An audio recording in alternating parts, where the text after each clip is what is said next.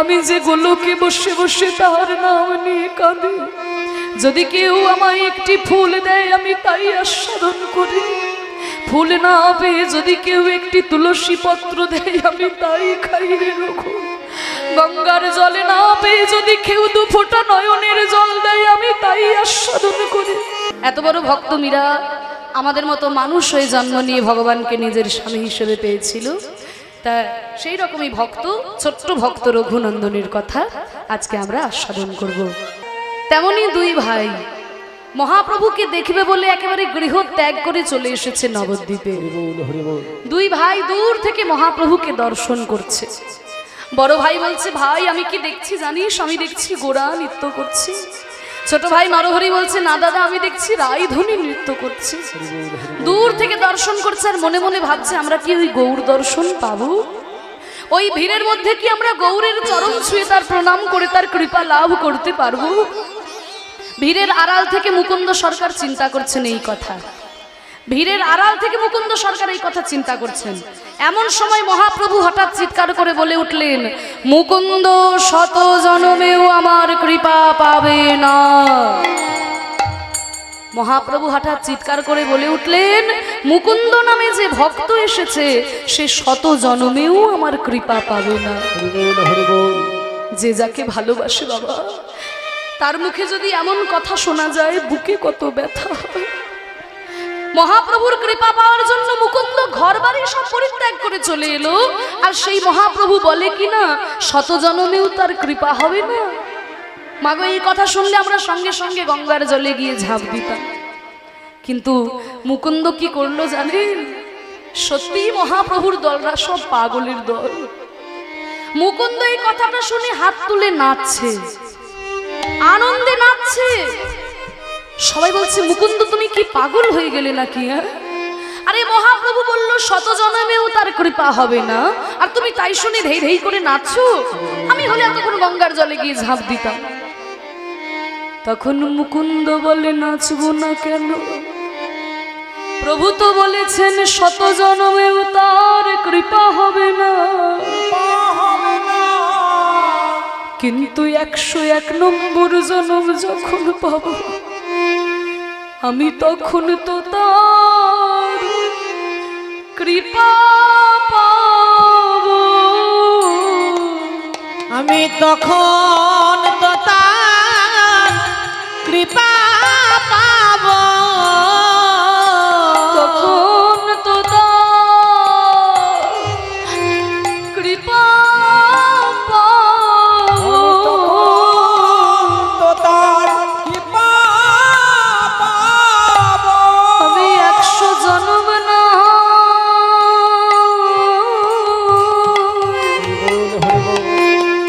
কেঁদে কাটাবো, আমি তখন তো তার কৃপা পাবো। 100 জনম না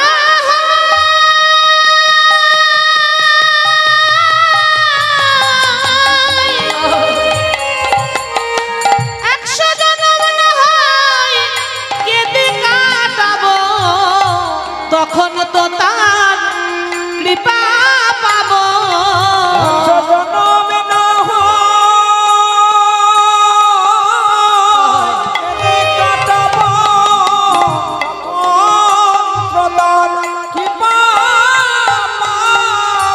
এই হচ্ছে ভক্ত, এই হচ্ছে মহাপ্রভুর পার্ষদ। এদের কথা যদি আমরা না শুনি হৃদয়ে ভক্তি হবে কেমন করে?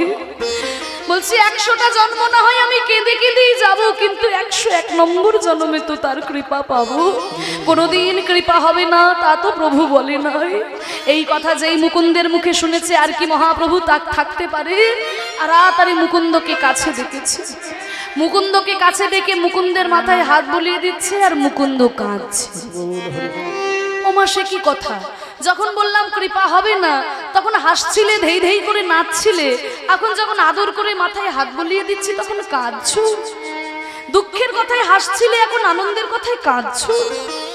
বলে প্রভু তুমি যে আমাকে মাথায় হাত বুলিয়ে দিচ্ছ আমি তো তাই জন্যই কাঁদছি ঠাকুর, কারণ যাকে তুমি বেশি ভালোবাসো তাকেই যে তুমি বেশি ব্যথা দাও। তুমি সত্য যুগে লক্ষ্মী দেবীকে ভালোবেসেছিলে, তাকে ব্যথা দিয়েছ। ত্রেতা যুগে তুমি সীতা দেবীকে ভালোবেসেছিলে, তাকেও ব্যথা দিয়েছ। এত ব্যথা দিলে তাকে কিনা পাতালে প্রবেশ করতে হলো। তারপরে তুমি রাধারানীকে ভালোবেসেছিলে, তাকেও 100টা বছর কৃষ্ণ কৃষ্ণ বলে কাঁদালে। এ তো তোমার স্বভাব ঠাকুর। না জানি আমার জন্য কোন ব্যথা অপেক্ষা করে আছে, আমি তাই কাঁদছি। না না মুকুন্দ, আমি তোমাকে ব্যথা দেব বলে কাছে ডাকিনি, আমি তোমাকে একটা আদেশ দেব, তুমি রক্ষা করবে। প্রভু, আমি শাস্ত্র জানি না, আমি পুরাণ জানি না, আমি জানি শুধু তোমার মুখের বাক্য। বলো আমায় কি আদেশ দেবে? তবে শোনো আমার আদেশ। ফিরে যা, ফিরে যা শ্রীখণ্ডে, ফিরে যা, ফিরে যা, ফিরে যা শ্রীখণ্ডে, ফিরে যা, ফিরে যা, ফিরে যা, ফিরে ফিরে যা, ফিরে যা শ্রীখণ্ডে, ফিরে যা। প্রভু, এ তুমি আমাকে কি আদেশ দিলে দয়াময়? আমি ভেবেছিলাম তুমি আমাকে হরিনাম করতে বলবে, আমি ভেবেছিলাম তুমি আমাকে শাস্ত্রের কথা, তুমি আমাকে ভাগবত পাঠ করতে বলবে, কিন্তু আমাকে ঘরে ফিরে যেতে বললে কেন প্রভু? আমি তো সব কিছু পরিত্যাগ করে তোমার কৃপা লাভ করার জন্য ছুটে এসেছি। শোনো মুকুন্দ, তুমি যে সংসারের বড় ভাই, তোমার উপর যে অনেক দায়িত্ব। জঙ্গলে যেগুলো বড় গাছ হয় তাদেরকে বেশি ঝড় সামলাতে হয়। যাও মুকুন্দ, তুমি গিয়ে সংসারী হও, বিবাহ করে সংসারী হও, আর সংসারে থেকেও যে হরিনাম করা যায় তুমি গিয়ে প্রচার করো। আর দ্বিতীয় আদেশ, তোমার বংশের যে গোপীনাথ, ওই গোপীনাথের পুজো যেন কোনোদিন বন্ধ না হয়। আর তৃতীয় আদেশ, তোমার বংশের যে কাজ চিকিৎসা, এই চিকিৎসা যেন কোনোদিন বন্ধ না হয়। কেন জানো? এই চিকিৎসা করে যদি কারোর মনে শান্তি দিতে পারো, জানবে তুমি সরাসরি ভগবানের সেবা করছো। যাও, এই 3টে দায়িত্ব তোমাকে দিলাম। তুমি দাঁড়ে দাঁড়ে গিয়া জীবের চরণে ধরিয়া, দাঁড়ে দাঁড়ে গিয়া জীবের চরণে ধরিয়া, হরিনাম হরিনাম দিলা।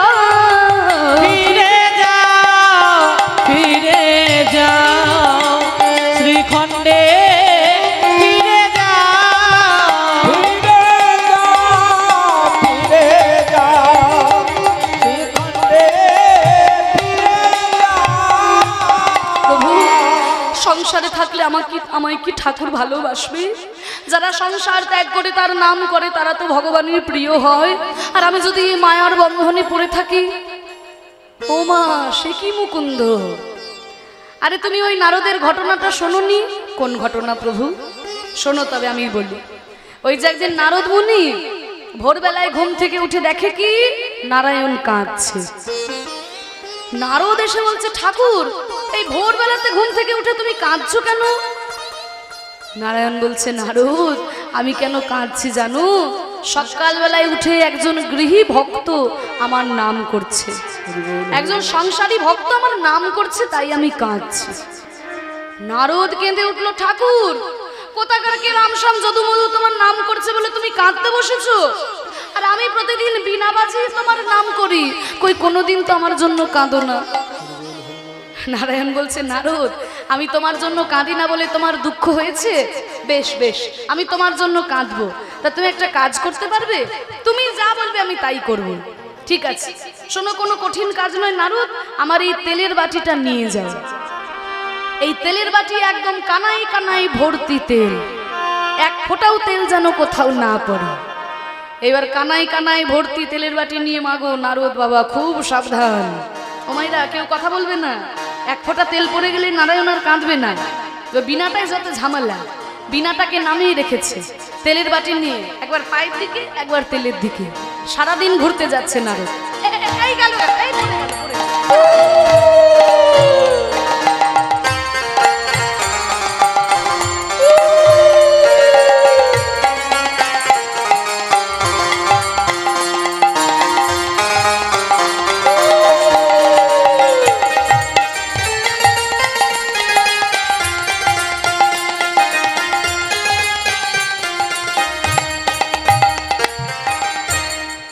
সারাদিন ঘুরে ঘুরে এসেছে। নারদ তেল পড়েনি তো? না ঠাকুর, আমার নাম নারদ বলে কথা, আমি কি তেল আর ফেলি? বাহ, খুব ভালো। আচ্ছা নারদ, ওই তেলের বাটি নিয়ে ঘোরার সময় কবার আমার নাম করেছো? না ঠাকুর,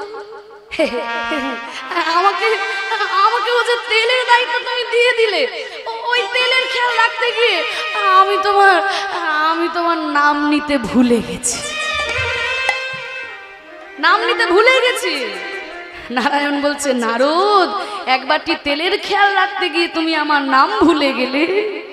আর যারা সংসারী মানুষ, তারা তেলের খেয়াল, ডালের খেয়াল, চালের খেয়াল, নুনের খেয়াল, পিতামাতার খেয়াল, স্ত্রী পুত্র পরিজনের খেয়াল, এত কিছু খেয়াল রেখেও খেয়াল করে যে আমার নাম করে, আমি তার জন্য কাঁদবো না। আমি তার জন্য কাঁদবো না তো কার জন্য কাঁদবো? তুমি দারে দারে গিয়া জীবের চরণ ধরিয়া, দারে দারে গিয়া জীবের চরণে ধরিয়া, হরি নাম দিলা। ফিরে যাও, ফিরে যাও, শ্রীখণ্ডে ফিরে যাও, ফিরে যাও, শ্রীখণ্ডে ফিরে যাও। তাই হবে গৌর হরি, তোমার আদেশ মতো আমি বিবাহ করব, সংসারী হব, গোপীনাথের পুজো করব আর চিকিৎসা করব। প্রভু, এতেই যদি তোমার সুখ হয় আমি তাই করব। তাই মুকুন্দকে চিকিৎসায় মন দিল। এত সুন্দর চিকিৎসায় তার নাম ডাক ছড়িয়ে পড়লো। দেশ বিদেশ থেকে যত লোক আসে, একবার যে চিকিৎসা করায় আর তাকে কোনোদিন অন্য কবিরাজ দেখাতে হয় না। তা মাগো, তখনকার দিনে সারা বাংলার নবাব হুসেন শাহ, তার হলো তীব্র যন্ত্রণা। একদিনকে খেপে উঠলেন নবাব, বেয়াদব সব, আমি যন্ত্রণায় ছটফট করছে, তোমরা সোনাকে তেল দিয়ে ঘুমাচ্ছ? কোথায় আমার রাজকর্মচারী? এই যে আমার রাজকর্মচারী, রাজকর্মচারীর অবস্থা। আরে আমি যন্ত্রণায় ছটফট করছে, তোমরা সোনাকে তেল দিয়ে ঘুমাচ্ছ? একটু খোঁজ খবর নাও। হুজুর, হুজুর, অনেক বড় বড় কবিরাজি তো আমরা এনেছি, কিন্তু কেউ আপনার রোগ সারাতে পারেনি। আরে টাকা দিলে কোনোদিন কবিরাজের অভাব হয় না। যেখানে পারো যত বড় কবিরাজ আছে নিয়ে এসো আমার কাছে। হুজুর, একজনের সন্ধান পেয়েছি। কি নাম তার? তার নাম মুকুন্দ কবিরাজ। যাও নিয়ে এসো তাকে, যত টাকা লাগে তাকে নিয়ে এসো। বলে হুজুর, ওইখানেই তো অসুবিধে। অন্যান্য কবিরাজ টাকার লোভে ছুটে বেড়ায়, আর মুকুন্দ কবিরাজ টাকার ভয়েতে কোথাও যায় না। তার চিকিৎসা করাতে হলে আপনাকে ছদ্মবেশে তার বাড়ি যেতে হবে। এত বড় কবিরাজ, আমি যাব ছদ্মবেশে, তবে তাই হবে। রোগ যদি সারাতে না পারে, তবে তার একদিন কি আমার একদিন। এই বলে নবাব যাচ্ছে ফকিরের বেশ ধরে। ওই শ্রীখণ্ড গ্রামে গিয়ে একটা বটগাছের তলায় হাতি থেকে নেমেছে। নেমে একটা ছেঁড়া আলখাল্লা কাপড় পরে ফকিরের বেশ ধরে যেই না শ্রীখণ্ড গ্রামে প্রবেশ করেছে, একজনকে জিজ্ঞাসা করছে, ও ভাই, এটা শ্রীখণ্ড গ্রাম তো? হ্যাঁ, এটা শ্রীখণ্ড গ্রাম। তা এখানে মুকুন্দ কবিরাজের বাড়ি কোনটা বলতে পারে? হ্যাঁ, বলতে পারি। আচ্ছা বলুন দেখি। ওই যে দেখছেন না, অনেক রুগী লাইন দিয়ে দাঁড়িয়ে আছে, আর যে বাড়িটার ভিতরে থেকে কীর্তনের সুর ভেসে আসছে, ওইটাই মুকুন্দ কবিরাজের বাড়ি। বাহ, এ তো ভালো ঠিকানা দিয়েছে। এক পা দুপা করে এগিয়ে গিয়ে দেখে অনেক রোগী লাইন দিয়ে দাঁড়িয়ে আছে, আর বাড়ির ভিতর থেকে কীর্তনের সুর ভেসে আসছে। ওগো দয়াময়,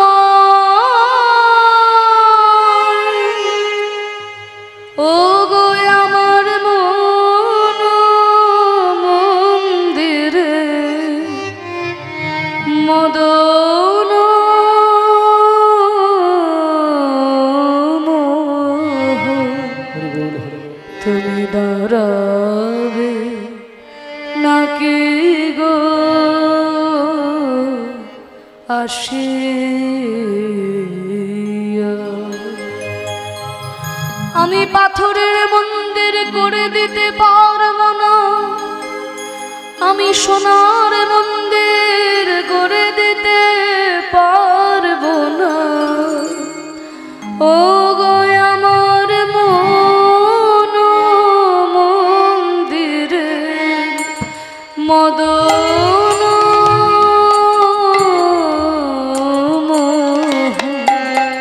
দাঁড়াবে নাকি গো আসিয়া ও গো মন মন্দিরে মদন মোহন দাঁড়ালে নাকি গো আসিয়া আমি তব নাম লয়ে ভাসিয়া খেলি রে তব নাম লয়ে ভাসি আখি নিরে তব নাম লয়ে ভাসিয়া খেলি রে তব নাম লয়ে ভাসি আখি নিরে রে পামা গমা গমা রে সো গমা পানে সারে সারে সানে দা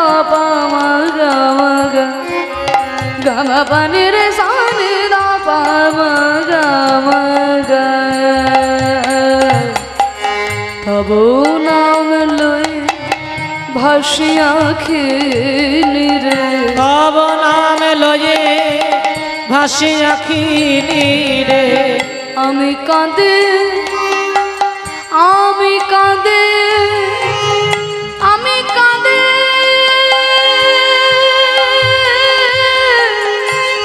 আমি কাঁদে এরা কেউ জানে না শুধু তুমি জানো আর আমার মন জানে আমি কাঁদি নিরজনে বসিয়া আমার মন মন্দিরে মদন মোহন দাঁড়াবে নাকি গো আসিয়া আমার মন মন্দিরে মদন মোহন দাঁড়ালে নাকি গো আসিয়া ও ও কবিরাজ এখানে কবিরাজ কোনটা গো এখানে কবিরাজ কোনটা আরে যিনি গান গাইছেন উনি কবিরাজ তা হ্যাঁ আমি ফকির মানুষ আমার চিকিৎসা হবে তো আরে তুমি তো বিদেশ থেকে এসেছো এখানে যারা ফকির তাদের আগে লাইন যারা ফকির যারা পয়সা দিতে পারে না তাদের আগে লাইন যারা পয়সা দেবে তাদের পিছনে দাঁড়াতে হয় হোসেন তখন নবাব মনে মনে চিন্তা করছে তাহলে বাহ ভালোই হলো আগে দাঁড়ালে গানটা ভালো করে শোনা যাবে ও গো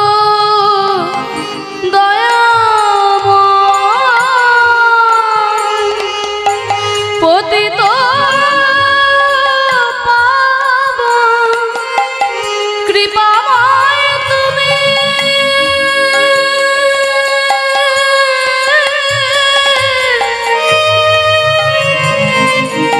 ভক্ত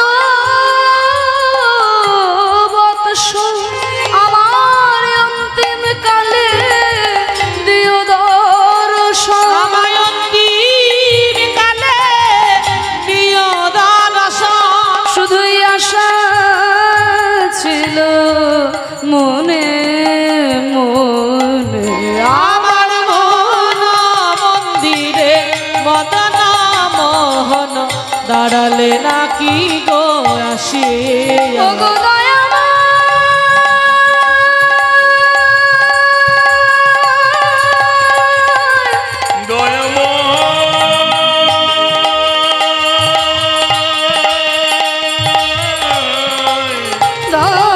দয়াময় আমার মন মন্দিরে মদন মন দাঁড়াবে নাকি গো আসিয়া আমার মন মন্দিরে মদন মোহন দাঁড়ালে নাকি গো আসিয়া কবিরাজ ঠাকুর দাঁড়াও ভাই আমার পুজো হয়ে গেছে হরি বল আমার মন মন্দিরে মদন মোহন দাঁড়ালে নাকি গো আসিয়া এই মনের মন্দিরে ভগবান বিরাজ করে আছে তাই মুকুন্দ কবিরাজ পুজো করতে করতে কি সুন্দর বলছে দেখুন আমি পাথরের মন্দির করে দিতে পারবো না আমি সোনার মন্দির করে দিতে পারবো না এই মনের মন্দিরে তুমি কৃপা করে এসো প্রভু আমরা বাহ্যিক আড়ম্বরে ভগবানকে ডাকি মাগো ভগবানের জন্য কত বড় বড় মন্দির বানিয়ে দিই তাই না ইটালিয়ান মার্বেল দিয়ে মন্দির বানিয়ে দিই, ভগবানকে সোনার উপর গয়না দিয়ে সাজিয়ে দিই, কিন্তু এই মনের মন্দিরটা ভগবানের জন্য সাজাতে পারি না।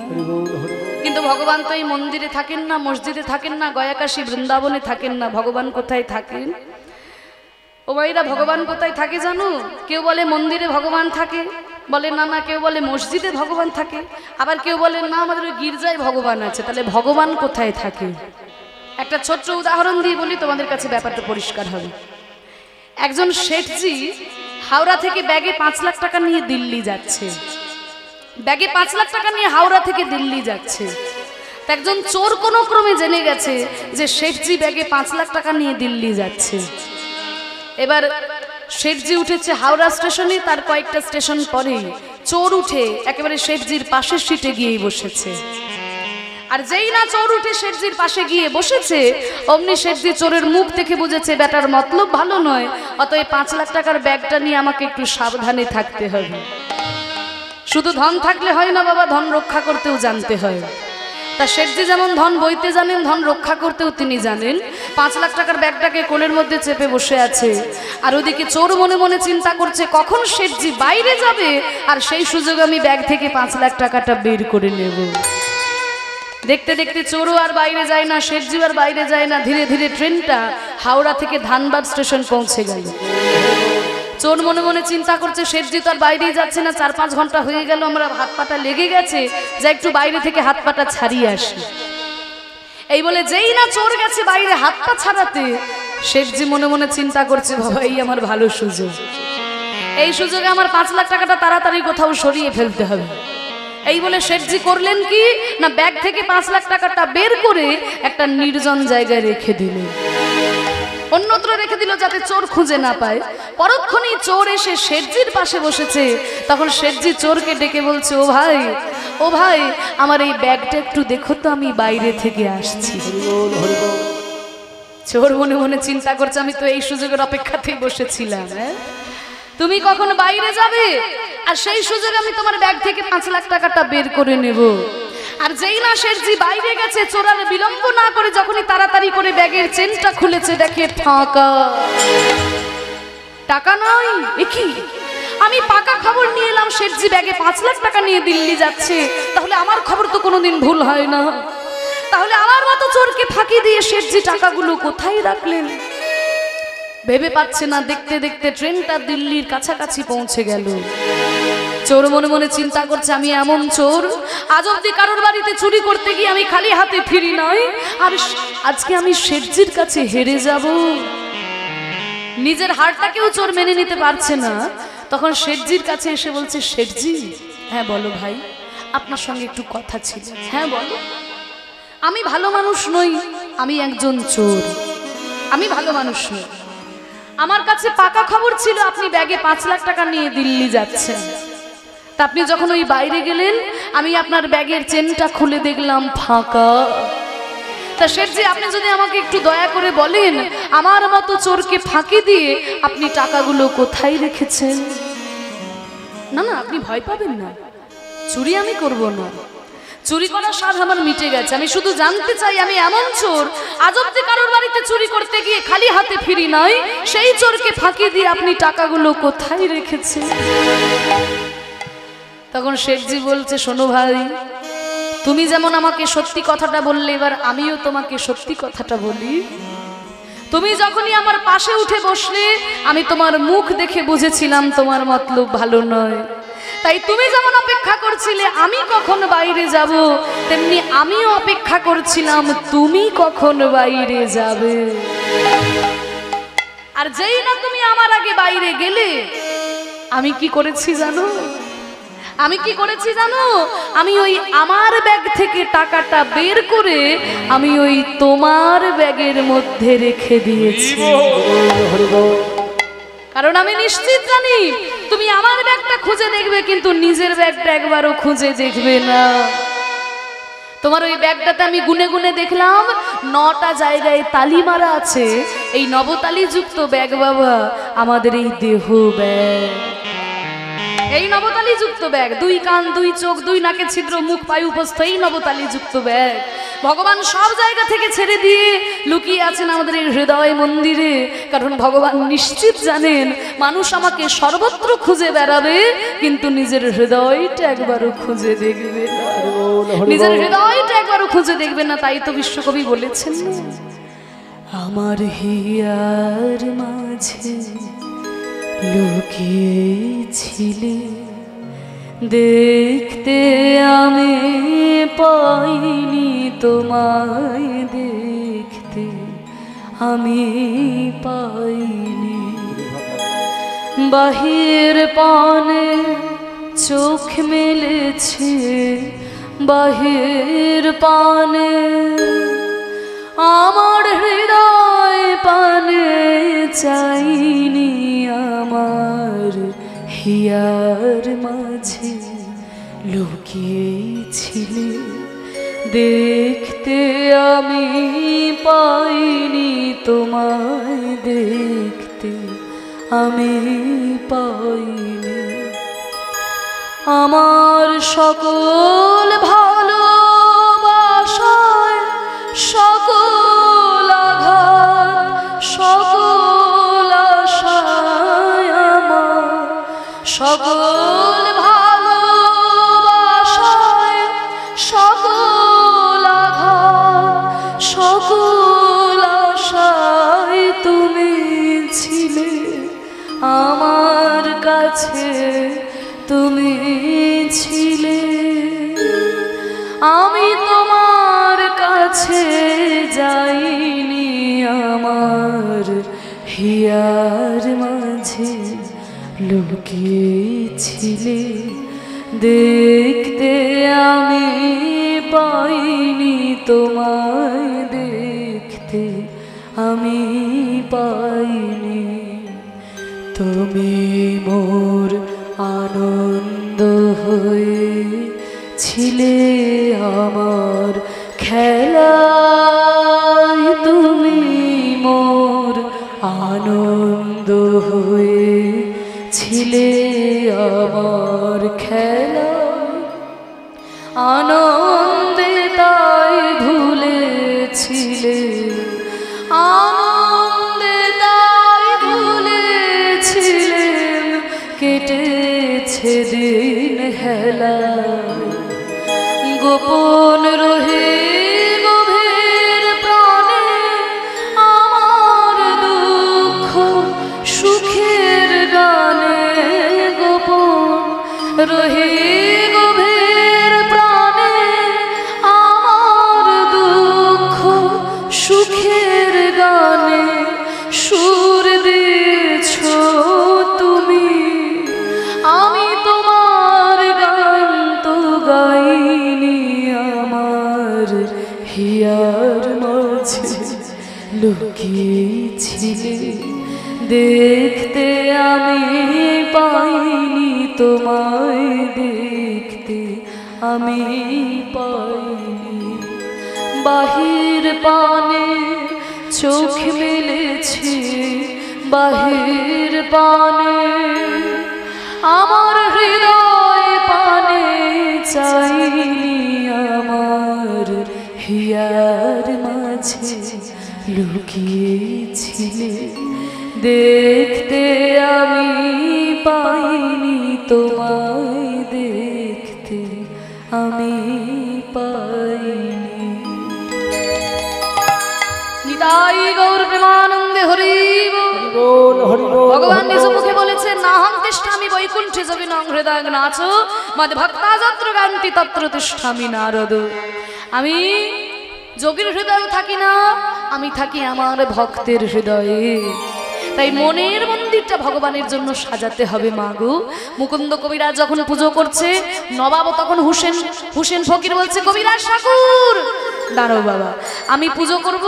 আচ্ছা, যারা ফকির, যারা পয়সা দিতে পারবে না তারা আগে এগিয়ে এসো, আর যারা পয়সা দেবে তারা একটু পিছনে দাঁড়াও। নবাব তখন বলছে, হ্যাঁ বাবা, আমি আমি আমি সব থেকে বড় ফকির। এই যে আমার ছেলে আলখাল্লা দেখছেন না, আমি হুসেন ফকির, আমার চিকিৎসা হবে তো? কি নাম বললে? হুসেন। হুসেন যা, আমার মহাপ্রভুর দরবারে কোনো জাতির বিচার নাই, যে আসবে তারই চিকিৎসা হবে। তুমি হোসেন ফকির, তা তুমি একটা কাজ করো তো দেখি, তোমার এই জামাটা খুলে এই মাটির বারান্দায় শুয়ে পড়ে। কি বললে? জামাটা খুলে এই মাটির বারান্দাতে শুয়ে পড়ো। এই যা যা যা জামা জামা জামা খুল। আরে বাবা, ফকির মানুষ, রাস্তাঘাটে ঘুরে বেড়াও, একটু মাটি বারান্দায় শুতে কি হচ্ছে, তাড়াতাড়ি শো, আরো অনেক রোগী আছে আমার। নবাব মনে মনে চিন্তা করছে, কবিরাজ এই মাটির বারান্দাতে আমাকে শুতে তো বলছো, রোগ যদি না সারে তোমাকে সারা জীবন মাটির বারান্দাতে শুইয়ে রেখে দেব। নিরুপায় হয়ে যখন জামাটা খুলে শুয়েছে, ছটফট করে উঠে বলছে, কবিরাজ তোমার এই মাটি বারান্দাতে কি ওষুধ দেওয়া আছে নাকি? শুতে না শুতে আমার অর্ধেক রোগ দূরে চলে গেল। এখানেও রহস্য আছে বাবা। এত বড় কবিরাজ যিনি, তিনি তো হাতটা ধরেই বলে দিতে পারতেন কি রোগ হয়েছে, কিন্তু জামা খুলিয়ে শোয়ানো কেন? না, এই মাটি বারান্দায় এসেছেন নিত্যানন্দ মহাপ্রভু, অদ্বৈত গদাধর শ্রীবাস, আরো কত গৌর ভক্ত, তাদের চরণ ধুলিতে অঙ্গনটি যেন মধুর বৃন্দাবনে পরিণত হয়েছে। ভক্ত পদজ ভক্ত ভুক্ত শেষে তিন মহাজন।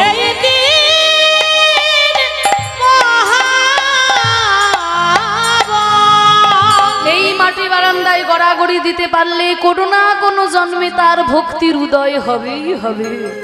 বাহ, আমার তো অর্ধেক রোগ সেরে গেল গো কবিরাজ। আমার তো কবিরাজি ওষুধ লোকের মুখে দিতে গিয়ে এক ফোঁটা দু ফোঁটা মাটিতে পড়ে যায়, ওটাই কাজ হয়েছে। আসল ওষুধ এখনো দিইনি, আসল ওষুধটা এনে। জয় গৌর হরি জয়। যেই না ওষুধটা খাইয়ে দিয়েছে, নবাবের এতদিনের ব্যথা এক মুহূর্তে দূরে চলে গেল। ছটফট করে উঠে বলছে, কবিরাজ তুমি কি এমন কবিরাজি শিখেছো, এতদিনের ব্যথা আমার এক মুহূর্তে দূরে চলে গেল। এত বড় কবিরাজ হয়ে অজপাড়া গায়ে পড়ে রয়েছো, তা তো আমার সহ্য হয় না। কালই তোমাকে আমার সঙ্গে হাতিতে চড়ে রাজধানী যেতে হবে। বাবা ফকির, কে হে তুমি, তোমার সঙ্গে আমি রাজধানী যাব? নবাব মনে মনে চিন্তা করছে, আর তোমার পরিচয় দিতে কোনো দোষ নেই, আমার তো রোগ সেরে গেছে। নবাব বলছে, শোনো কবিরাজ, আমি হলাম সারা বাংলার নবাব হুসেন শাহ। নবাব আপনি এসেছেন? সারা রাত্রি ধ্যান করলো কবিরাজ, গৌর হরি গৌর হরি।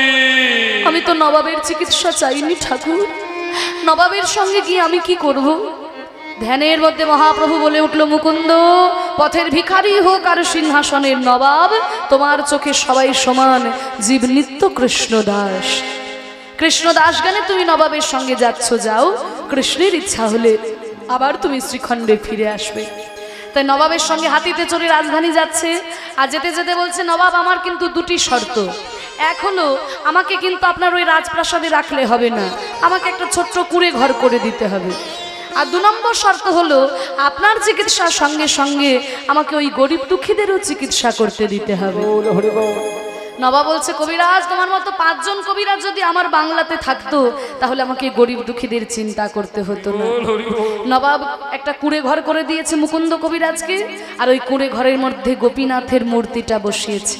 ওমা বলেছিল না মহাপ্রভু, গোপীনাথের পুজো যেন কোনোদিন বন্ধ না হয়। ওই গোপীনাথের মূর্তিটা বসিয়ে যখন পুজো করছে, নবাব মনে মনে ভাবছে, আচ্ছা দেখি তো আমার কবিরাজ কেমন ভাবে পুজো করে।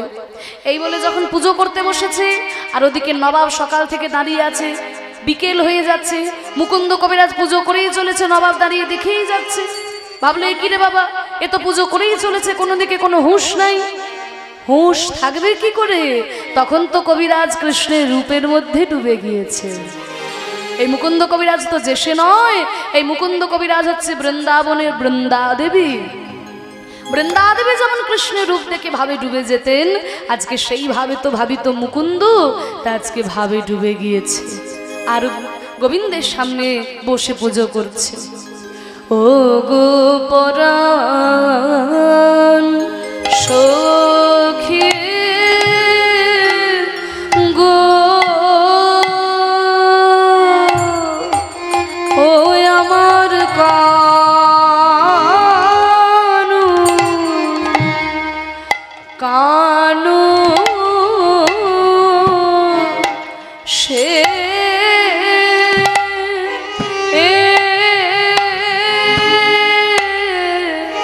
বিনোদ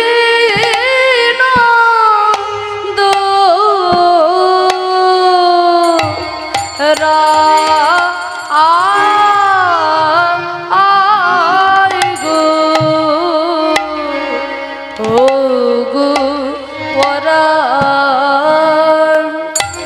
গোপরাণ সখী সখী গো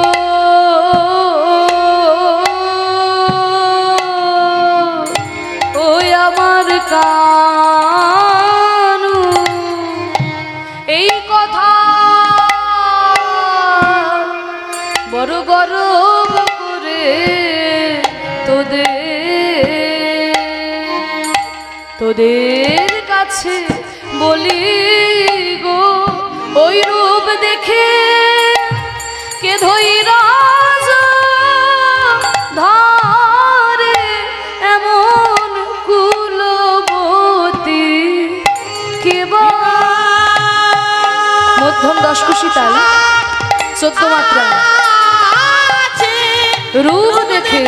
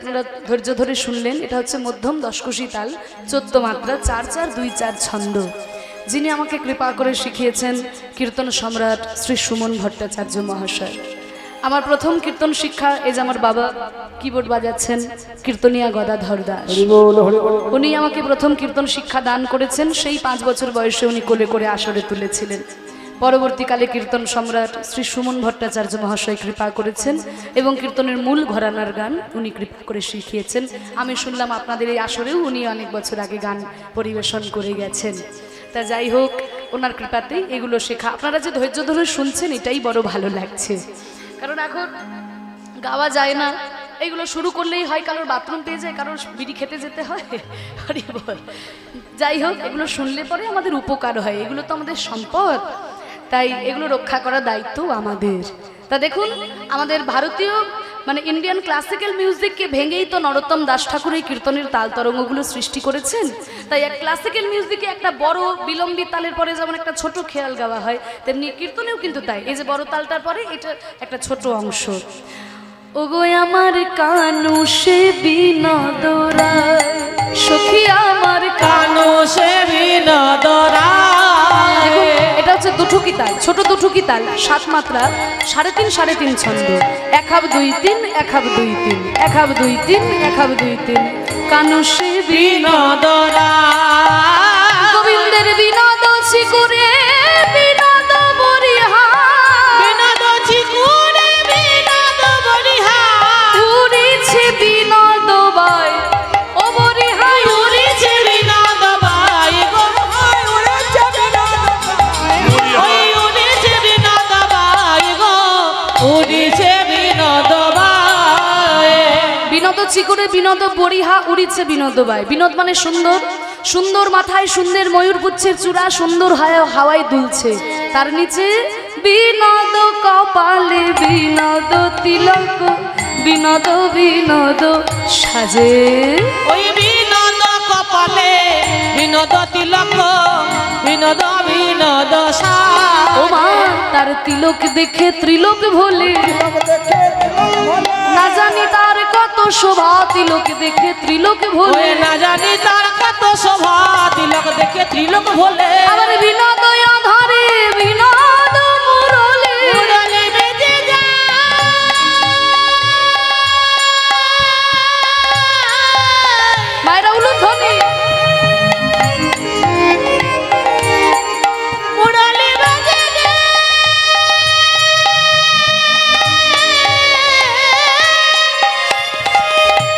মুরলী বাজে,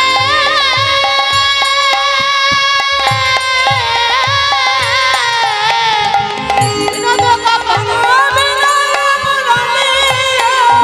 অধরে বিনোদ মুরলী, অধর মানে নিচের ঠোঁট, আরেকটা মানে হচ্ছে অধরে মানে ধরে না, বলি অধরে ধরে না, ধরে ধরে না, অধরে ধরে না, ধরে ধরে না, শ্যাম কমলের এত মধু, ধরে ধরে না, শ্যাম কমলের এত মধু, ধরে ধরে না, বংশী তাই পান করে, বলে মধু, ওই শঙ্খ বলে এত মধু, ওই শঙ্খ বলে এত মধু, বলি ধরে ধরে না, বিনোদ গলাতে বিনোদ মালাটি, বিনোদ বিনোদ দোলে, ওই বিনোদ গলায় বিনোদ মালাটি, বিনোদ বিনোদ দোলে। গোবিন্দের গলাতে মালাটা না দোলাতেই দুলছে, মালা না দোলাতে আপনি দোলে, মালা না দোলাতে আপনি দোলে, না দোলাতে আপনি দোলে, মালা না দোলাতে আপনি না জানি মালার গুণ না গলার গুণে, না দোলাতে আপনি দোলে, ওই মালার গুণ না গলার গুণে, না দোলাতে আপনি দোলে। মালাটা কেন দুলছে ঠিক বোঝা যাচ্ছে না। আমার গলার মালা দোলাতে হলে হয় কাউকে দুলিয়ে দিতে হবে, তা না হলে আমাকে নাচতে হবে, কিন্তু কৃষ্ণের গলার মালাটি না দোলাতেই দুলছে, কেন যে না দোলাতে দুলছে বোঝা যাচ্ছে না। বলি মালার গুণ না গলার গুণে, মালার গুণ না গলার গুণে, মালার গুণে দুলছে নাকি কৃষ্ণের গলার গুণে দুলছে? মালার গুণ না গলার গুণে, মালার গুণ না গলার গুণে, নাকি যে গেথেছে তার হাতের গুণ, ওই মালার গুণ না গলার গুণে, ওই মালার গুণ না গলার গুণে, ওই মালার গুণ না গলার গুণে, বলি না দোলাতে আপনি দোলে। বিনোদ কোটিতে বিনোদ ধটি, বিনোদ বিনোদ সাজে, ওই বিনোদ কোটিতে বিনোদ ধটি, বিনোদ বিনোদ সাজে, আবার বিনোদ চরণে বিনোদ নুপুর, বিনোদ চরণে বিনোদ শোভারে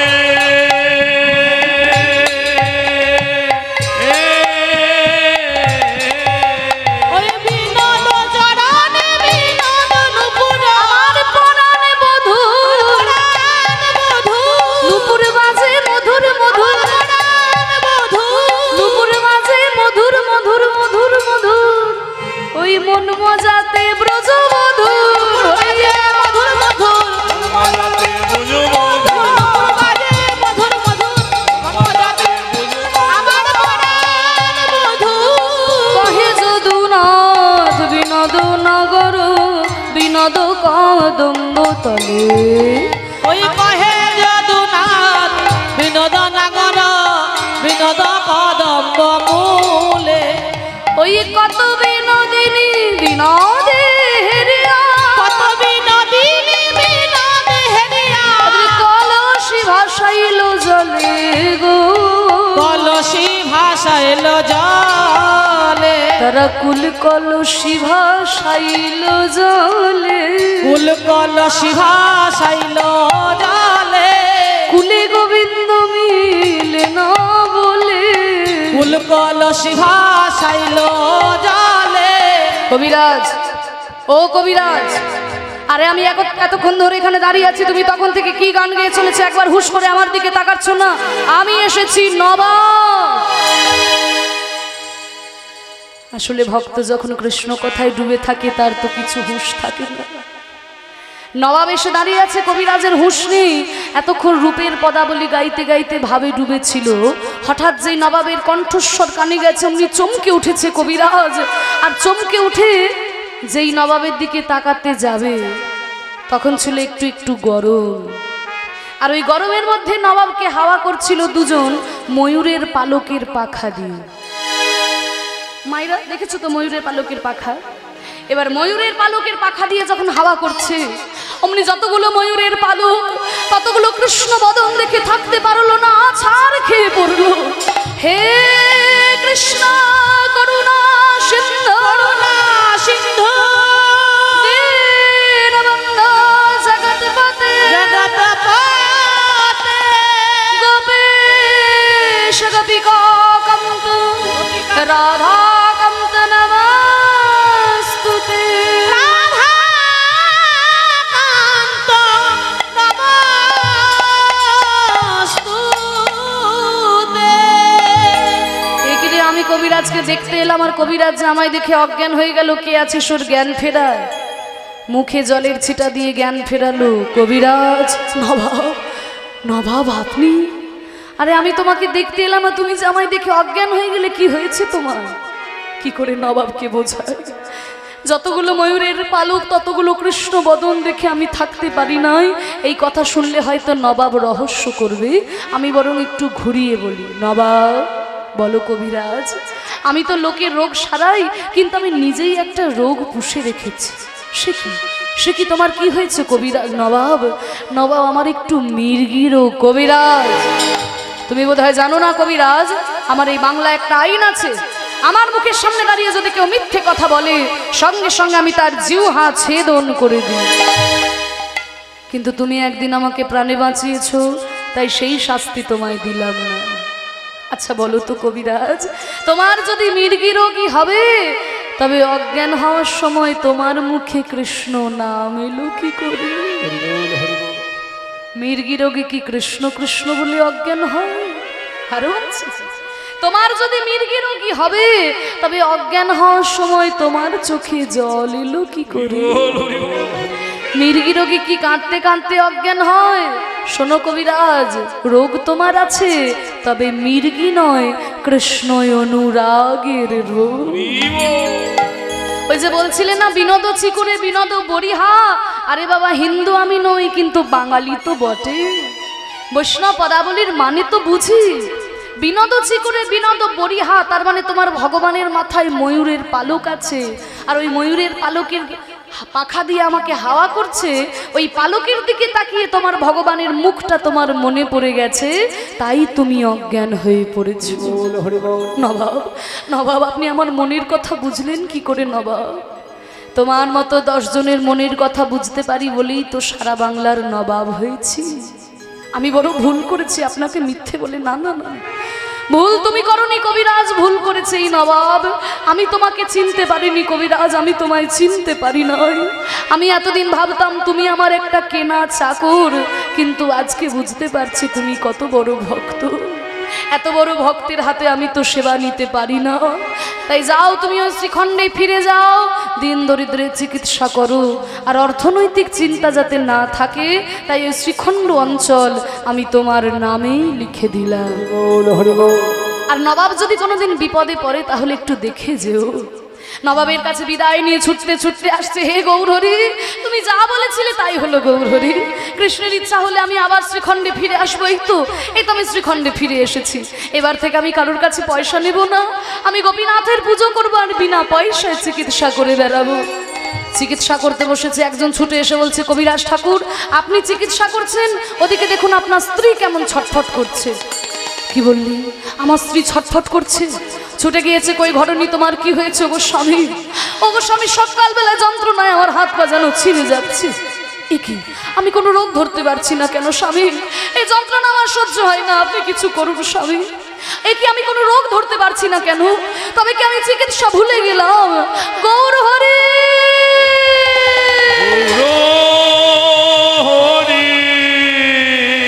গৌর গৌর বলে ছুটিয়া চলিল, মহাপ্রভুর চরণেতে আছাড়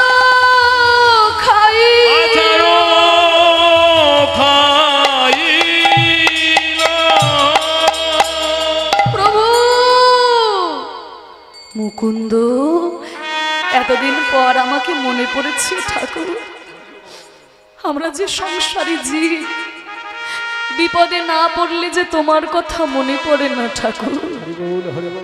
আমি সারা বাংলার চিকিৎসা করলাম, আমি নবাবের চিকিৎসা করলাম, কিন্তু আমার স্ত্রীর রোগ কেন ধরতে পারছি না ঠাকুর। কবিরাজ, যা ভেবেছিলাম তাই হয়ে গেল। তোমার মতো ভক্তের হৃদয়ের কোণে আমি একটু অহংকার দেখতে পেলাম। সারা বাংলার চিকিৎসা করেছে এই অহংকার, নবাবের চিকিৎসা করেছে এই অহংকার। এই অহংকারের জন্য তুমি তোমার স্ত্রীর রোগ ধরতে পারছো না কবিরাজ। ঠাকুর, আমরা তো সংসারী জীব, কোন ফাঁকে আমাদের হৃদয়ে অহংকার প্রবেশ করে বুঝতে পারি না। তবে কেন এত বড় জীবের সেবার দায়িত্ব আমায় দিলে? আমি তো চাইনি ঠাকুর, আমি তো তোমার চরণ চেয়েছিলাম। যাও মুকুন্দ, আর তোমার অহংকার হবে না। আমার এই চিবানো পান নিয়ে যাও, এই চপ্পিত তাম্বুল তোমার স্ত্রীকে দিলে তোমার স্ত্রীর ব্যথা ভালো হয়ে যাবে। এই বলে মহাপ্রভুর ওই চিবানো পানটিকে নিয়ে আঁচলের মধ্যে বেঁধেছে আর বলছে, আহা, আমি আর কি কবিরাজ, আমার মহাপ্রভুর মতো কবিরাজ আর কেউ নেই গো। আমি ওষুধ দিয়ে লোকে রোগ সারাই, মহাপ্রভু নাম ঔষধি দিয়ে জীবের মায়া রোগ দূরীভূত করে দেয়। আচ্ছা, হরি বল হরি বল। আজকে মহাপ্রভুর কাছে পান নিয়ে চলেছে মুকুন্দ কবিরাজ। বড় ভালো লাগছে বাবা আজকে আপনাদের এই হরিবাসর। কি সুন্দর করে হরিবাসরটা সাজানো হয়েছে, কি সুন্দর প্যান্ডেল করা হয়েছে। এক অপূর্ব শোভা যেন এখানেই বৃন্দাবন রচিত হয়েছে। বড় অপরূপ শোভা সৃষ্টি হয়েছে আপনাদের এই গ্রামের মাঝখানে, চারিদিকে ঘরবাড়ি আর মাঝখানে এই হরিবাসরের ব্যবস্থা। সত্যি খুব ভালো লাগছে। আর ভক্তরাও এক মন প্রাণ দিয়ে বসে বসে কীর্তন শ্রবণ করছেন। সত্যিই বড় ভালো লাগছে। আপনাদের এই অনুষ্ঠান যেন বছর বছর চলতে থাকে, যুগ যুগ ধরে চলতে থাকে, ভগবানের কাছে এই প্রার্থনা করি। কীর্তনীয় আসবে আর যাবে, কীর্তন যেন কোনোদিন বন্ধ না হয়, এইভাবে যেন চলতে থাকে। আপনাদের সহযোগিতার দিয়েই এই এত বড় অনুষ্ঠানের ব্যবস্থা। এই যে দুদিন ধরে কীর্তন হচ্ছে, বড় বড় কীর্তনীয়াদের গান আপনারা প্রতি বছরই শ্রবণ করে থাকেন। তাহলে এর জন্য তো অর্থের প্রয়োজন হয় মাগো, অর্থ ছাড়া তো সম্ভব নয়। কারণ ভিক্ষা ছাড়া হরিবাসর হয় না। যাই করুন না কেন, হরিবাসর ভিক্ষা ছাড়া হয় না। মহাপ্রভুও ভিক্ষা করেছিলেন, তাই না? মহাপ্রভু জীবনে কিন্তু 3 বার ভিক্ষা করেছেন। একবার পৈতের সময়, সবাইকে ভিক্ষা করতে হয়, ব্রাহ্মণরা লাখ টাকার ভিখারি, যতই বড় লোক হোক না কেন, ব্রাহ্মণকে একবার ভিক্ষা করতেই হবে, সেটা হচ্ছে পৈতের সময়। আবার মহাপ্রভু করেছিলেন যখন গুরু দক্ষিণা দিয়েছিলেন সন্ন্যাস গ্রহণ করার পরে, তখন একবার করেছিলেন। আর একবার করেছিলেন হরিদাসের শ্রাদ্ধের সময়। এই মহাপ্রভু 3 বার ভিক্ষা করেছেন। তা ভিক্ষা ছাড়া হরিবাসর হয় না। আমাদের কমিটির কাকুরা দাদারা আপনাদের কাছে যাবে হরি নামের ঝোলা নিয়ে। আপনারা ভিক্ষার ঝুলিতে যে যেমন পারবেন আপনারা দান করবেন। জানবেন আপনাদের এই দান ভগবানের শ্রীচরণে তোলা থাকবে। হ্যাঁ ও মা, তুমি যদি ভগবানের জন্য 100 টাকা খরচা করো, কখনোই ভেবে নেবে না যে 100 টাকাটা তোমার জলে চলে গেল। তুমি যখনই ভগবানের জন্য 100 টাকা খরচা করো না, সঙ্গে সঙ্গে ভগবানের মাথায় চিন্তা হয়ে যায়, এর 100 টাকা কবে আমি 200 টাকা করে ফিরিয়ে দেব। আমার কথা নয়, ভগবান নিজে গীতার পাতায় বলেছেন যে যথামাম প্রপদ্যন্তে তাংস্তথৈব ভজাম্যহম মম বর্তানুবর্তন্তে মনুষ্য পার্থ সর্বস্ব।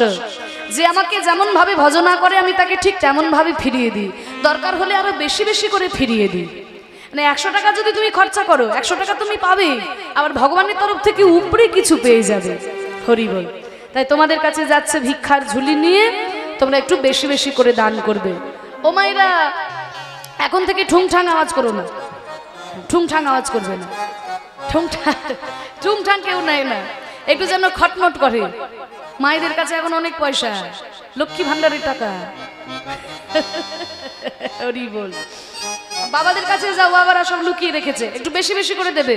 50 টাকা 100 টাকা বেশি বেশি করে দাও। আমি ঠিক দিয়ে দেব। ইংরেজি গান করতে হবে। কমিটির তরফ থেকে বলছে একটা ইংরেজি গান করতে হবে। তাহলে করতে হবে। মহাপ্রভু হরিনাম দিয়ে জগৎকে উদ্ধার করেছেন, আপনারা ভালো করে ভিক্ষা দিন আর আমি একটা ইংরেজি গান করি।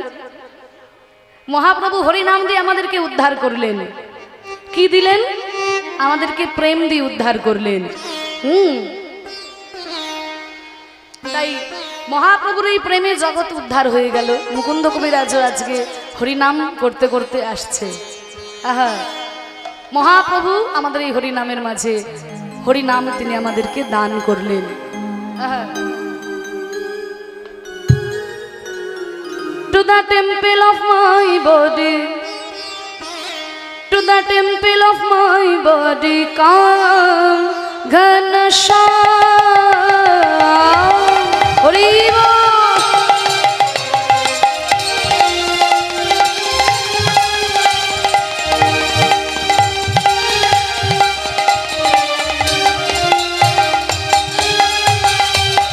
Please come Ghanasham. Please come, please come, please come, Ghanasham.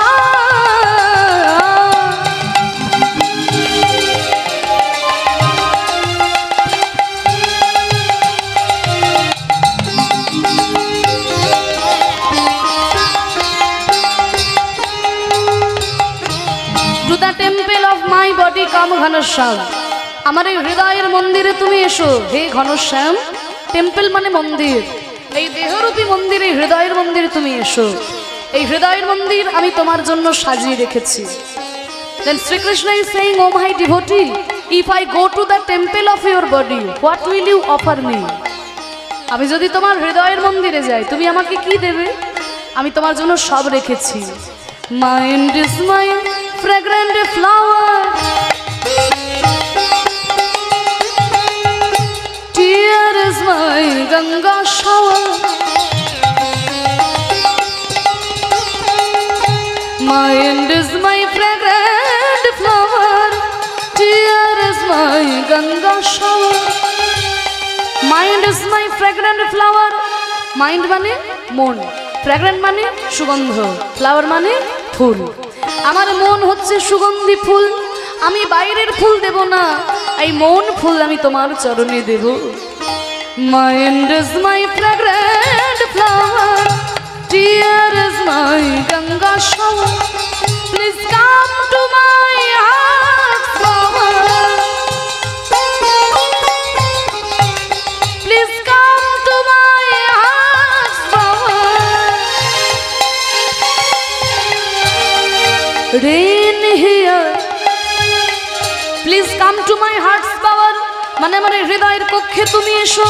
এসে কি করবে? Rain here. রেন মানে কি গো? বাহ, রেন মানে বৃষ্টি। তার স্পেলিং কি? RAIN, তাই তো?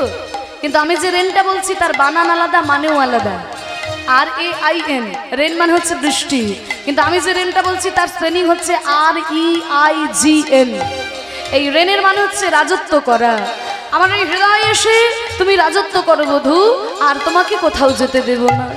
Please come to my heart বাবা। Reign here, reign here O Shyam, to the temple of my body come Ghanshyam.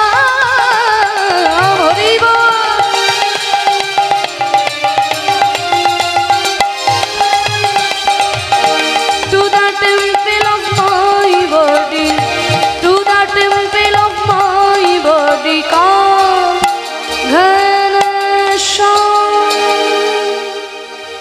মহাপ্রভুকে এই হৃদয়ের মন্দিরে লুকিয়ে রাখতে হবে। মহাপ্রভু হৃদয়ে তখনই থাকবে যদি দুটি বাহু তুলে হরিনাম করা যায়। তাহলে একটু হরিনাম করবে তো ও মাইরা? একটু হরিনাম করবে তো? সো রেজিং ইওর হ্যান্ডস, মানে হাত দুটো তুলে, raising your hands and harping your tongue, please sing once this sweet Harinam.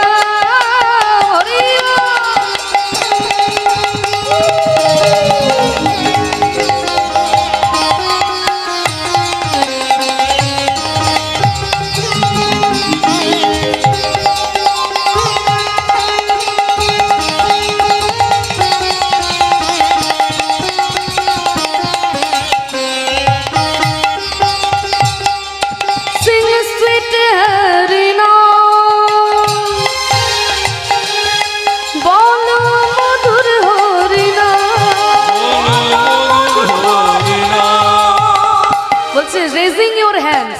হাত দুটো তুলে অ্যান্ড হার্পিং ইউর টাং, মুখে উচ্চারণ করে, জিউ হাই উচ্চারণ করে, প্লিজ সিং, দয়া করে বলো, কৃপা করে বলো সুইট হরিনাম। এই মধুমাখা হরিনাম মহাপ্রভু দিলেন, জগৎকে উদ্ধার করলেন। এই হরিনামে কি হবে শোনো, হরিনাম gives you love's ambrosia and Harinam takes you to golden Nadia.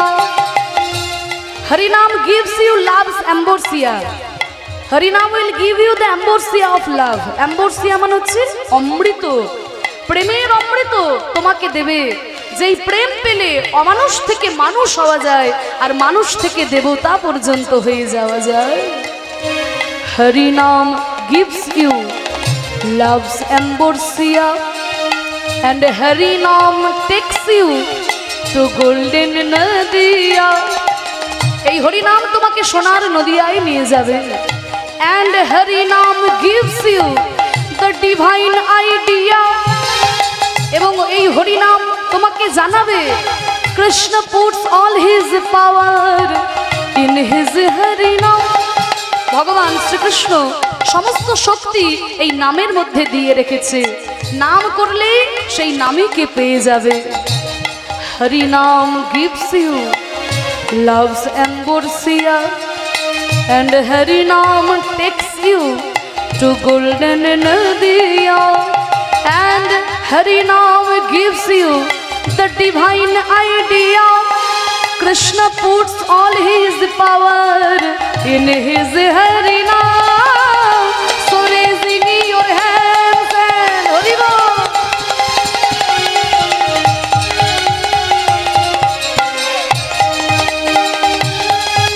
Bolo madhur Harinam.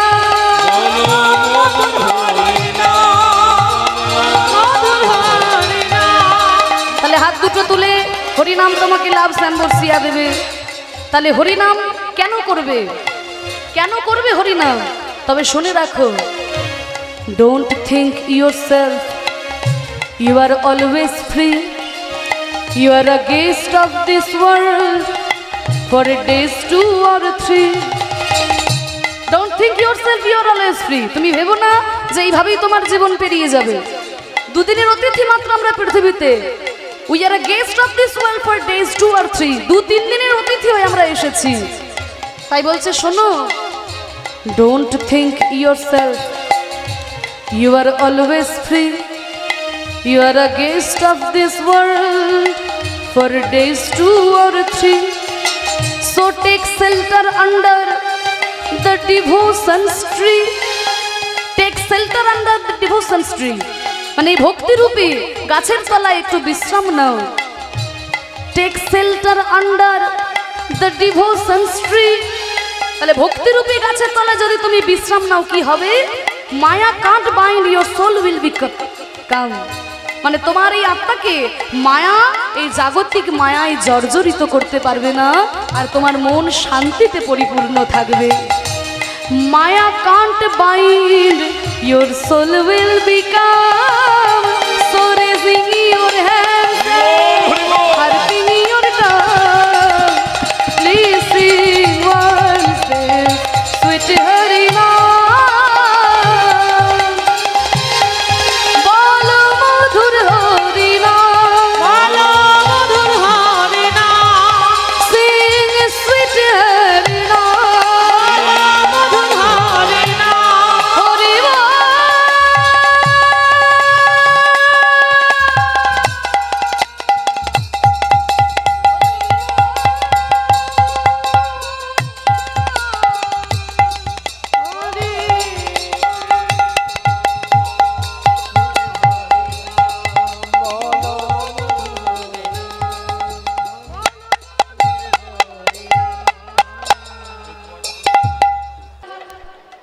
ইংরাজি গান গাইলাম, ও মায়েরা বুঝতে পেরেছো তো?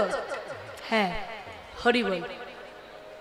কেউ বা সমালোচনা করবেন না, আমি অনুরোধ না করলে পরে গাই না।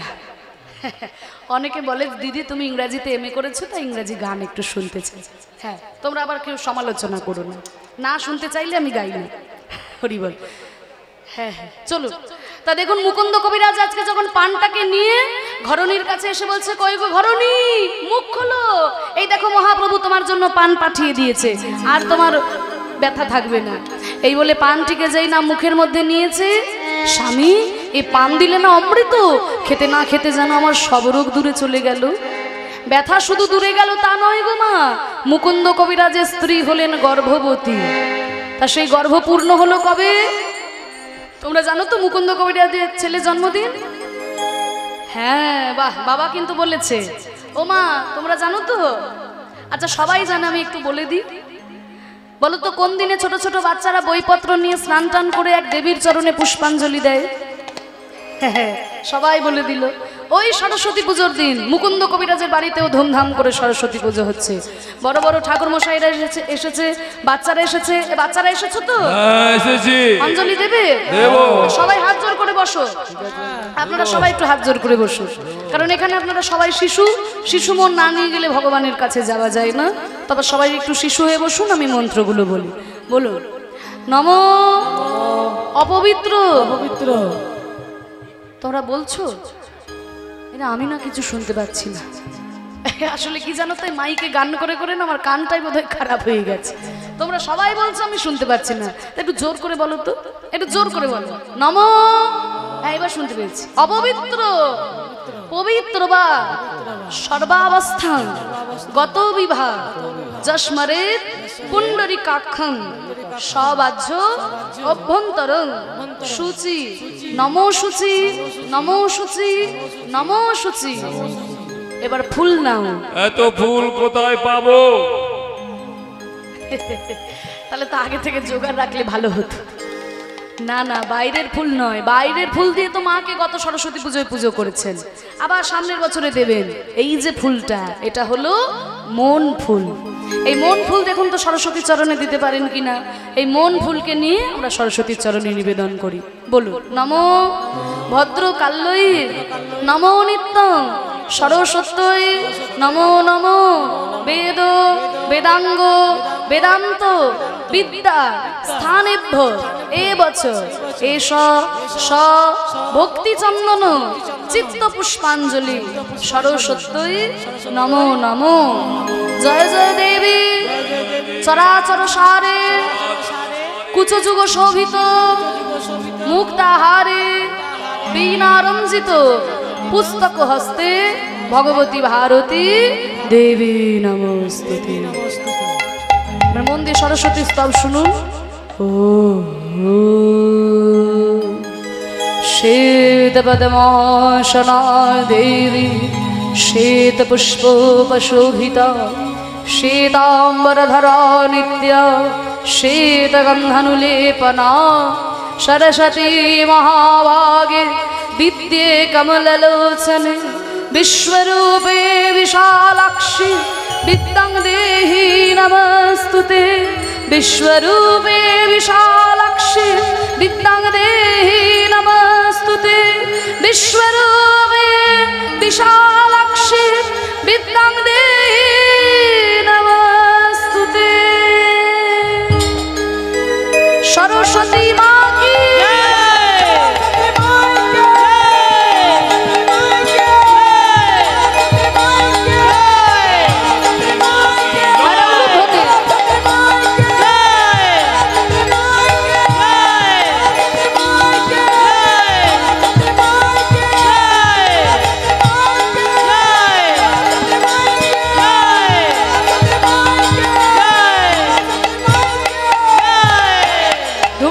সরস্বতী পুজো হচ্ছে। ঠিক সেই সময় মুকুন্দ কবিরাজের একটা ছোট্ট ছেলে জন্ম নিয়েছে। হেন কালে জন্মিলা শ্রী রঘুনন্দন, হেন কালে জন্মিলা শ্রী রঘুনন্দন, হেন কালে জন্মিলা শ্রী রঘুনন্দন। মুকুন্দ দাসের তাহাই আনন্দিত মন, মুকুন্দ দাসের তাহাই আনন্দিত মন।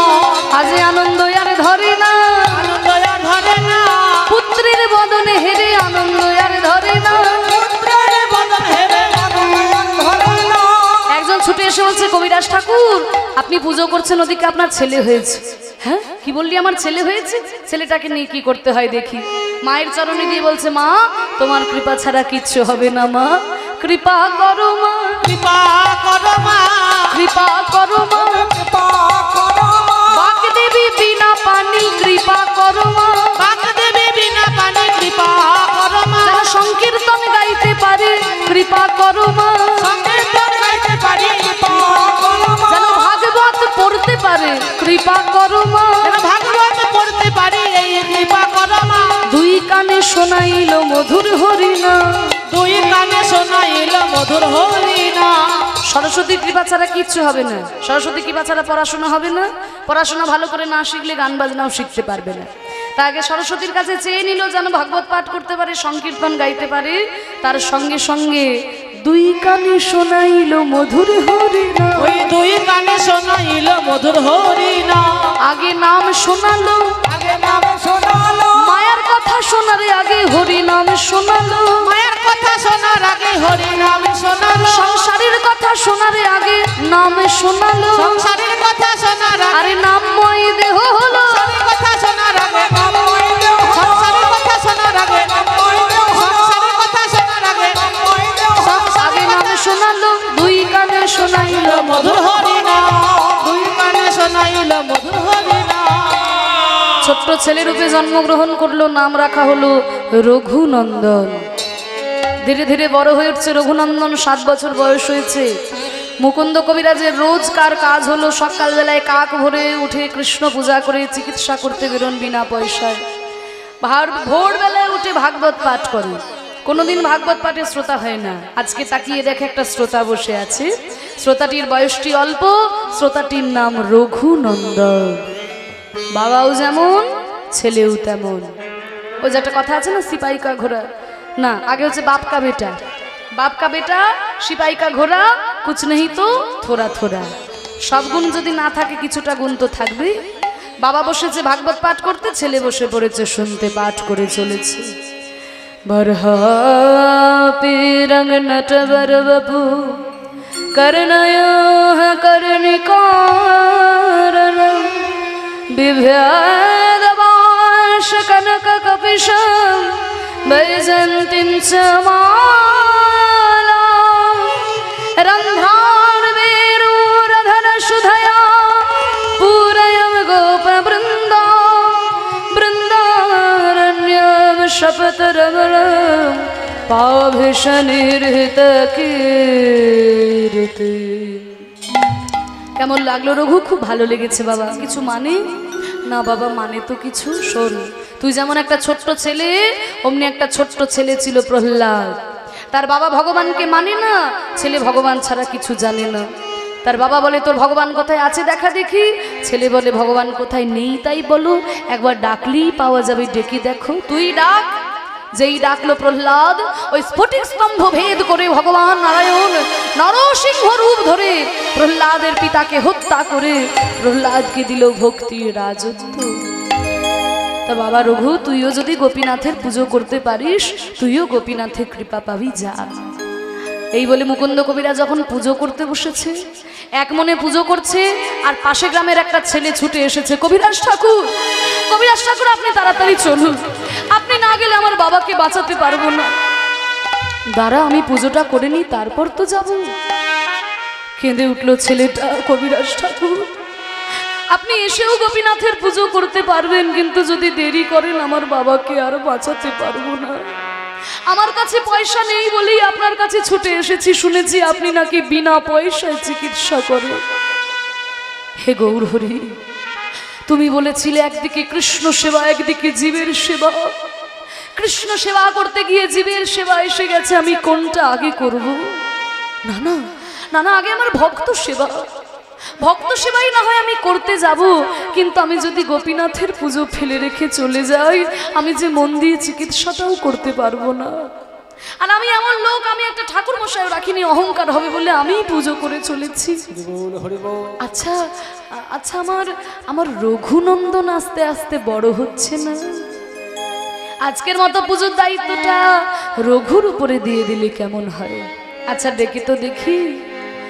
গেলা কোনো কাজ অন্তরে, গোপীনাথের সেবার তরে, গেলা কোন কাজ অন্তরে, গোপীনাথের সেবার তরে শ্রী রঘুনন্দনে ডাকিয়ানে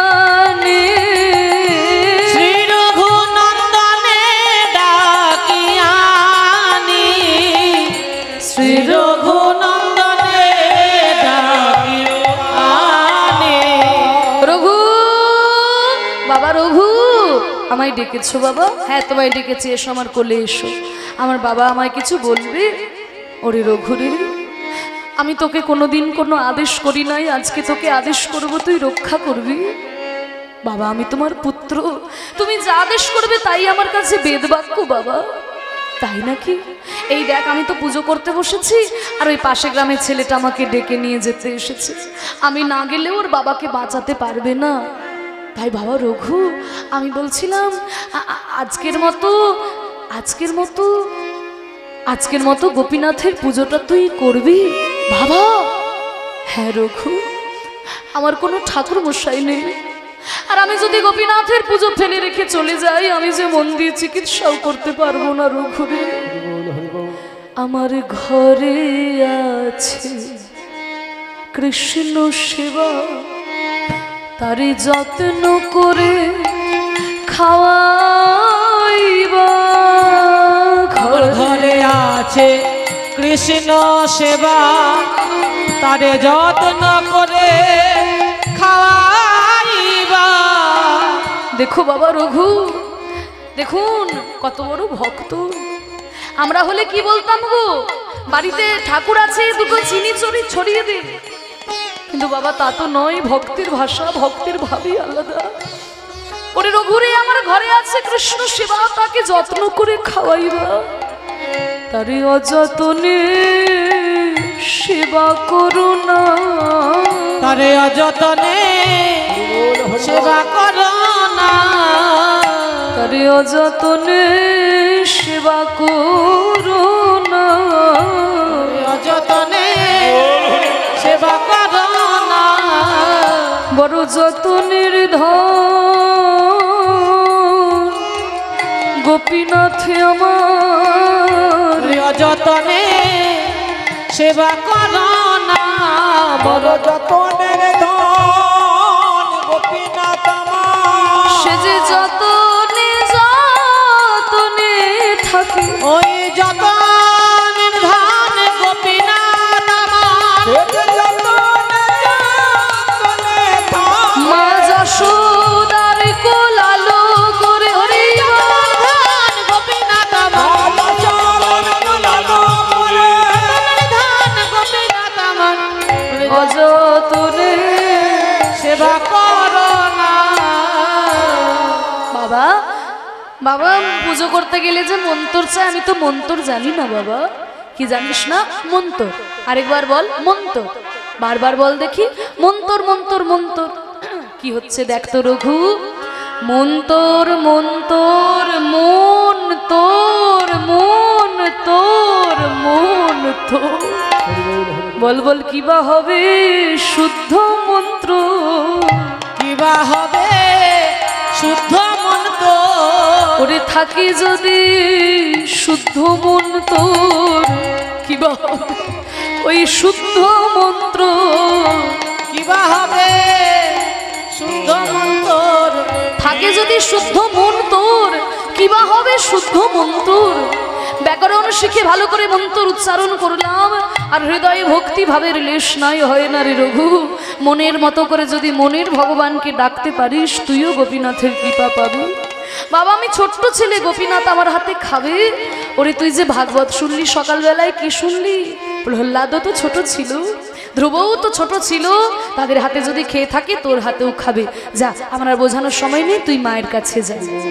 মুকুন্দ কবিরাজ চলে গেল, আর ওদিকে ছোট্ট রঘুনন্দন মায়ের কাছে এসেছে ক্ষীরের নাড়ু থালা। মা আমাকে ক্ষীরের নাড়ু থালা দাও। কেন বাবা, তুই থালা কি করবি? আজকে আমি পুজো করব। হ্যাঁ, তো বাবা কোথায়? বাবাই তো পুজোতে বসেছিল, পাশে গ্রামে ছেলেটা ডেকে নিয়ে চলে গেছে। তাই বাবা বলেছে আজকের পুজোটা আমি করব। তোর বাবাও যেমন এতদিন ধরে বলছে একটা ঠাকুর মশাই রাখো, আমার কথা শুনি, তুই কি পুজো করবি? তুই মন্ত্র জানিস? ও মা, বাবা বলেছে আমার মন্ত্র লাগবে না গো, মনের মতো করে ডাকলেই হবে। মনে মতো ডাকলেই হবে? হে গোপীনাথ, হে গোপীনাথ, এদের যদি কোনো পাপ হয় নিও না ঠাকুর, এদের যত পাপ সব তুমি আমায় দিও। এই নে ক্ষীরের নাড়ু থালা নিয়ে যা খুশি করগে যা। ক্ষীরের নাড়ু থালা নিয়ে ছোট্ট রঘুনন্দন চলেছে। মাগো 7 বছরের ছেলে নিজে তাল সামলাতে পারে না, অত বড় ক্ষীরের নাড়ু থালা নিয়ে যাচ্ছে।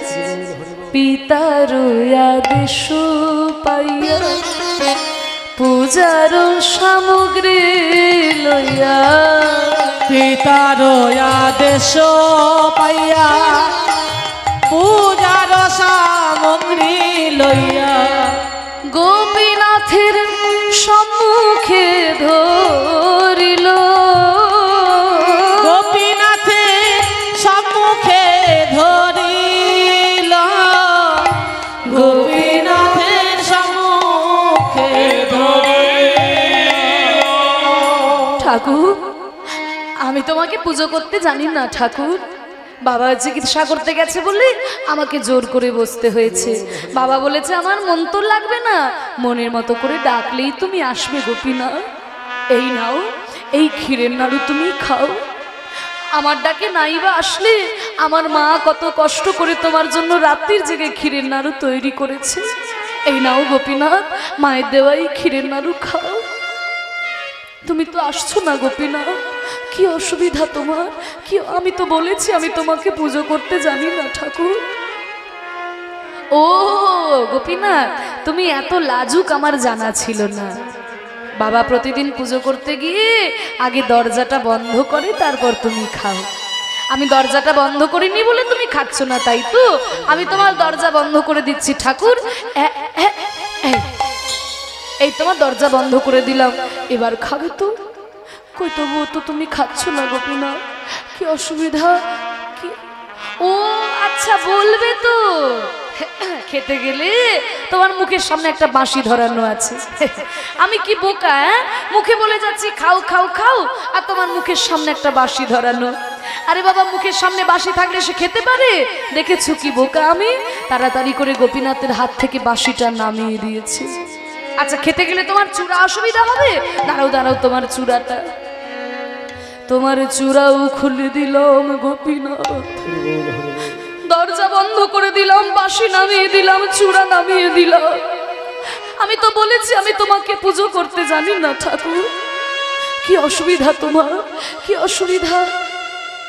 ও আচ্ছা, এইবার আমি বুঝতে পেরেছি তোমার আসল কারণটা। ওই বাবা তোমাকে পুজো করতে করতে চলে গেছে তো, মানে সাজাতে সাজাতে একটা পায়ে তুলসী দিয়েছে আরেকটা পায়ে দেয়নি, এইভাবে অর্ধেকটা সাজিয়েছে, তাই তুমি রাগ করেছো না গোপীনাথ? আমি তোমায় সাজাবো গোপীনাথ, আমি তোমায় সাজাবো। আমি বাবার মতো ভক্ত নই, আমি আমার মতো করে তোমায় সাজাবো। আমি সাজাবো তোমারে ওই মোহন সাজে, বড় আশা ছিল মনে, আমি সাজাবো তোমারে মোহন সাজে দে, আশা ছিল মনে মনে। আমি তো বাইরের চন্দন দেব না, বাইরের ফুল দেব না, মিশাইয়া আমার ভোগেতে চন্দন, আমি নয়নের জলে করিব পূজা, আমি নয়নের জলে করব পূজা, নয়নের জলে করিব পূজা, শুধুই আশা ছিল মনে, আমি সাজাবো আমি সাজাবো, আমি সাজাবো তোমার মন সাজে, আশা ছিল মনে, আমি সাজাবো তোমারে আশা ছিল মনে। তবুও তো তুমি এলে না গোপীনাথ, এত ডাকলাম এত কাঁদলাম তবুও তুমি এলে না গোপীনাথ। তুমি যদি না আসো গোপীনাথ, আমি যদি তোমাকে এই ক্ষীরের নাড়ু না খাওয়াতে পারি, আমার এই মুখ যে আমার বাবাকে আমি দেখাতে পারবো না গোপীনাথ। তাহলে আমি তোমার সামনে মাথা ঠুকে নিজের মৃত্যু বরণ করব। এই বলে ছোট্ট রঘুনন্দন শুরু করলো মাথা ঠুকতে। গোপীনাথ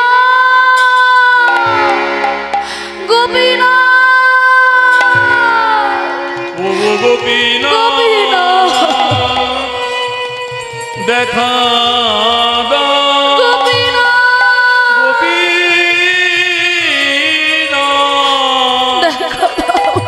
দেখা দাও, গোপীনাথ দেখা গোপীনাথ। মাথা ঠুকতে ঠুকতে রক্তে মন্দিরটা ভেসে যায়। হায় হায় রে, ছেলেকে বলে গেছে ওর বাবা যত্ন করে খাওয়াইবা, ওই খাওয়াইবা কথাটাই ও মনে করেছে আমি সত্যি করে খাই, কিন্তু আমি যে দৃষ্টি করে প্রসাদ করি সেটা তোর বাবা বলে যায় না। আমায় না খাওয়াতে পেরে ও যদি আমার সামনে মৃত্যুবরণ করে তবে যে আমাকে দয়াল ভগবান কেউ বলবে না। না না না না, আমার অহংকার আমি সব ভুলে যাই। এই বলে ছোট্ট রঘুনন্দন যেই না শেষ বাড়ির মতো জোর করে মাথা ঠুকতে গেছে, অমনি মূর্তির ভেতর থেকে একটা হাত বেরিয়ে বলে, রঘুনন্দন নারুদে। রঘুনন্দন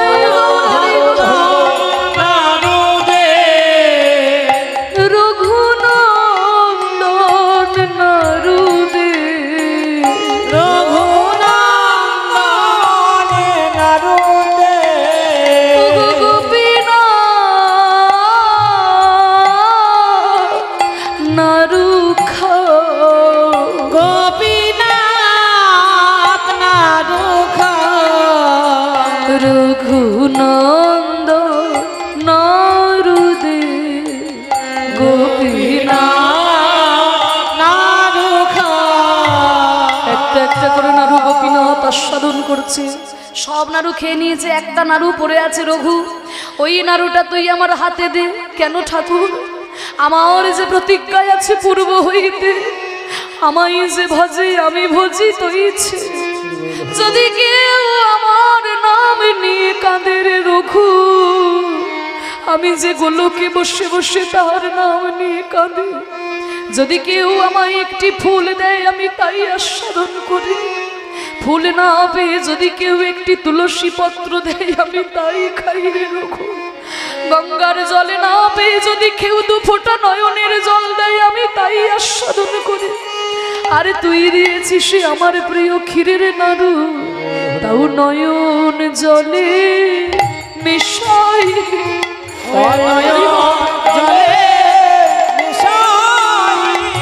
বড় বড় মঠে মন্দিরে কত বড় বড় মন্ত্র উচ্চারণ করে সবাই আমাকে ডাকি বটে, কিন্তু রঘুরে তোর মতো করে এমন নয়ন জলে ভেসে কেউ ডাকে না, নয়ন জলে ভেসে কেউ ডাকে না, আমায় মন্ত্রে তন্ত্রে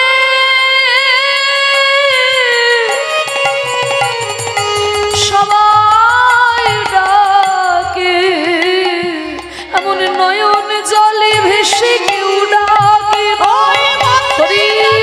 সবাই ডাকে, সবাই ডাকে, নয়ন জলে ভেসে কেউ ডাকে না। একটা নাড়ু যদি তোকে না খাওয়াতে পারি আমার তো প্রতিজ্ঞা ভঙ্গ হবে। এদিকে আয় রঘু, তুই মুখটা খোল, আমি তোকে নাড়ুটা খাইয়ে দিই। রঘুনন্দন মুখ খুলতে যখন চাইলো না, গোপীনাথ গালটি টিপে ধরেছে, যে গালটি টিপে ধরেছে অমনি মুখটি হাঁ হয়ে গেছে। তখন গোপীনাথ বলছে, রঘুনন্দন নাড়ু খা, হরি রঘুনন্দন নারু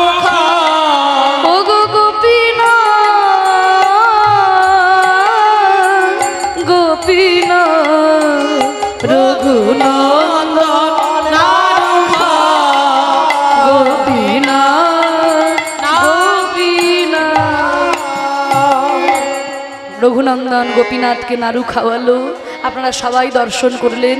আপনারা যাবেন শ্রীখণ্ড গ্রামে, গোপীনাথের হাতে অর্ধেক নাড়ু দেখে আসবেন। বর্ধমান স্টেশন থেকে কাটোয়াগামী যে বাস, সেই বাসে যাবেন শ্রীখণ্ড স্টপেজ। এখনো শ্রীখণ্ডপুরে অর্ধ নাড়ুই আছে করে,